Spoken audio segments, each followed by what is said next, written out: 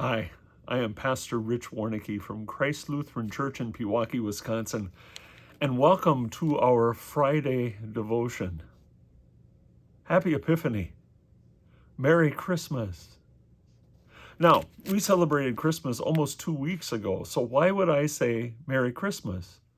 Happy Epiphany. The word epiphany means to shine on us. And the prophet Isaiah, who lived some 700 years before Jesus' day, reminded us that in the future, 700 years later, there would be kings that would come from nations outside of Israel. They would be coming to seek the light that would bring us out of the darkness of sin into the light of salvation. They would be following a star that would point them to the one who would come to save.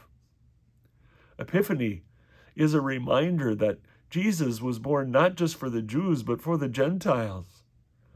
It was Daniel that helped the people of Babylon and Assyria to rejoice in the fact that one day a Savior would come, and these magi learned that. And they passed that message down, and when they saw that star in the east, what a joy to be able to follow that, because they knew that 700 years before this, there was a promise that if they followed the star, they could find their Lord, their King, and their Savior. What a joy when these magi came up to Mary and Joseph's door as they looked for that King. How confused the leaders of the Israelites and King Herod was when they came to the palace in Jerusalem looking for that Savior King. And yet, the religious leaders knew from Micah chapter 5, verse 2, that that Savior that was coming was predicted to be born in the city of Bethlehem. Isn't it amazing that God, when he makes a promise, he keeps it? Today, you and I rejoice that Jesus has come not just for the Jew, but for the Gentile. In my brother's congregation, his former congregation in Watertown, Wisconsin, there was a family that they didn't set up a Christmas tree until January the 5th. And on January the 6th, they celebrated the Gentile Christmas, that Jesus came to share the light of salvation with people even like us.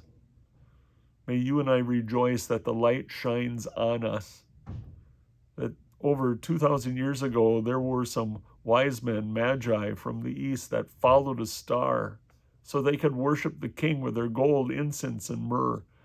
Today, you and I, we worship the King, the one who came to save us.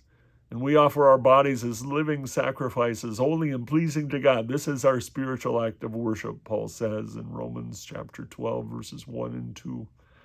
May we live to praise and glorify our King and rejoice in that light that saves. Listen to what Isaiah predicted. Isaiah 60, verses 1 through 3. Arise, shine, for your light has come, and the glory of the Lord rises upon you. See, darkness covers the earth, and thick darkness is over the peoples. But the Lord rises upon you, and his glory appears over you.